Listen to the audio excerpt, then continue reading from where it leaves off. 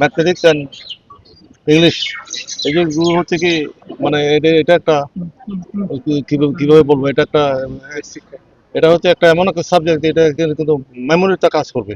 Just এটা ওই ডিভাইসের মতো আর কি। Just আপনি কুইক করবেন, এটা অন করবেন, সেভাবে কাজ করবে। এই যে যেমন আজকে আমি দেখলাম যে ওরা যোগ করতেছে, এগুলো কিন্তু হাতে গণনা।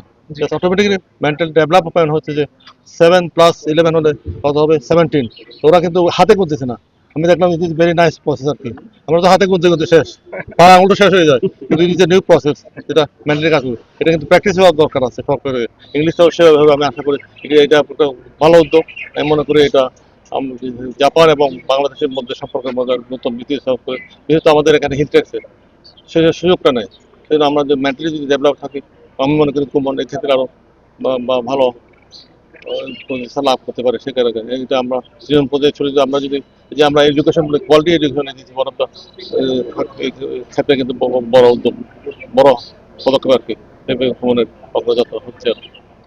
জেলা পরিষদ অবশ্য হবে, আমি একটা প্রক্রিয়ার মধ্যে আছি। এটা তো জানা দিচ্ছে বিগ প্রসেস, এটা কিন্তু ভুল হতে দেওয়া যাবে না। আমি যতদূর পারো লেটার পাওয়া কি বলে জিপিএ 5 পাওয়ার চেষ্টা করবো আর কি। ওই এখানকার অনেক বিষয় আছে এখানে, আপনারা ভালো জানেন। এটা একটু আমার খুব সতর্কভাবে অগ্রসর হতে হচ্ছে। আপনার শীঘ্রই রেজাল্ট পাবেন আর কি।